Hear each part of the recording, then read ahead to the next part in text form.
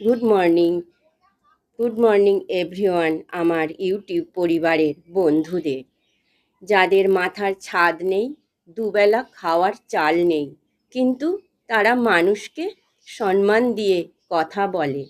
যাদের বাংলো আছে, আকাশ ছোঁয়া বাড়ি আছে, এদিকে ওদিকে ছড়িয়ে আছে খাবার, দেওয়ার কথা তো বাদ, মানুষের দিকে তাকিয়ে দেখে না। এই হলো মানুষের তফাৎ। যাদের মাথার ছাদ নেই, দুবেলা খাওয়ার চাল নেই, কিন্তু তারা মানুষকে সম্মান দিয়ে কথা বলে।